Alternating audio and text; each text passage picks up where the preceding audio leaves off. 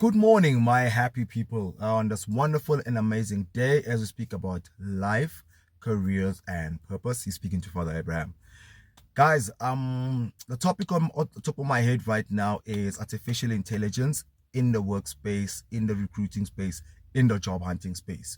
Okay, so we're gonna term these people ghosts. Okay, why I'm saying they're ghosts is because from a perspective of a recruiter, right? Currently, right now, you're looking at people who have got the perfect CVs. We've got AI helping people to structure CVs. We've got AI helping people to put together cover letters. And then we've got certain people online helping people to be able to answer interview questions perfectly. Great stuff. Like I always tell my kids, like everything in life has got a good and a bad. There's always like a split line of, what, this can either go great, this can go bad. So we've got people that are currently in the workspace now, people complaining that the workload is a lot. This new guy that's been hired has been here 6 months, is not contributing anything, and so forth. Right. So now you as a recruiter, you took upon this person, put them in front of talent acquisition, and they killed the interview. They've got a perfect CV. They've got that minimalistic experience that is needed. However, guys, the one thing that you cannot lie about is who you are and what your work ethic is. Because it's easy for us to sit down and answer questions of an interview, because it's every single talent acquisition specialist asks us the same questions. Whether you're doing an IT, whether you're in a lawyer, whether, everybody 9 out of 10 times goes through the same questions. So they become easy to prepare for, and it becomes easy for you to hire that ghost that is able to regurgitate everything they've learned off the internet. Number one.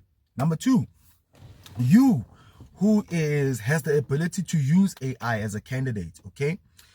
How far are you pushing using artificial intelligence in terms of trying to put you in front of recruiters, in front of talent acquisition specialists, in order for you to try and get employment?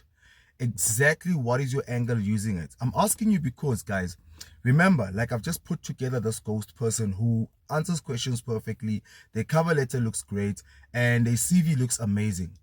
However, you've got a great work ethic, but you're not clued up on what the fuck is happening in the world right now. Okay? But you're on the internet every single day.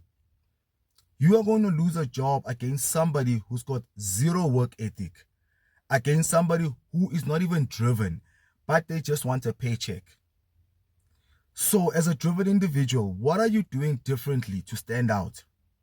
What can we do to stand out, And I'm pushing this also a lot to recruiters, because, guys, you are the guys hiring people. You are the guys recommending people to companies, talent acquisition specialists.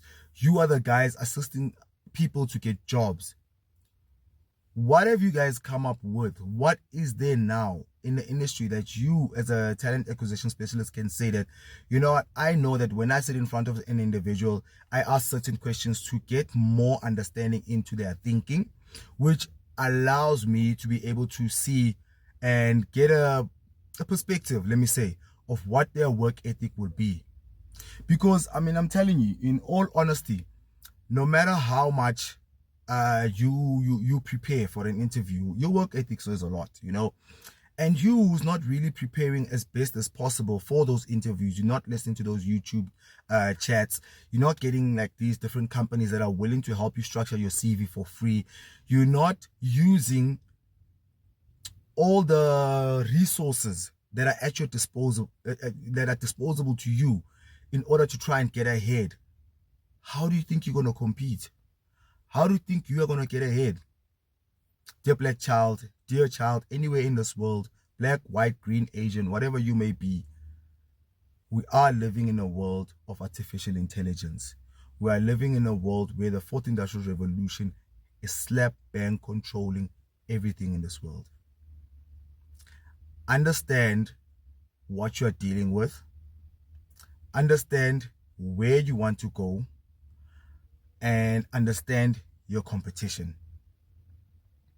Because if you're sitting there and there's 10 of you being interviewed, or the interviewer says we're doing interviews this week, you know they're not interviewing 3 of you. If you're saying we're doing interviews this week, it's many people. You know, I mean, sometimes short lists cover 20, 30 people. So what is it that you are using that helps you stand out? What is it that you're doing that helps you stand out? Angisho lo mama lo tabayo tsasayo bathi hey shweleza phela.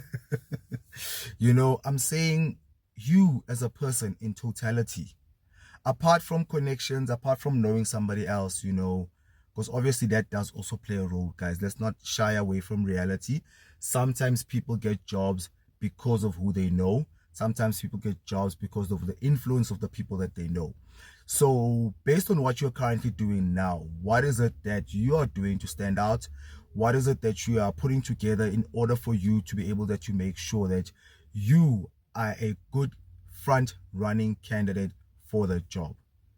So here's my plea. My hand is up to recruiters. What is it that you can advise us as people that are assisting people to get jobs in order for them to stand out in this world whereby everybody is using every form of internet, every form of AI, every form of assistance for them to either pass the interview or spectacularly to put together proper cover letters and to put together great CVs. However, they are not the right candidate for the job. Let's have a chat. Drop me some comments. If you're not one person that wants to chat in a comment, drop me a DM. Let's see where we can either help each other out. I'm out.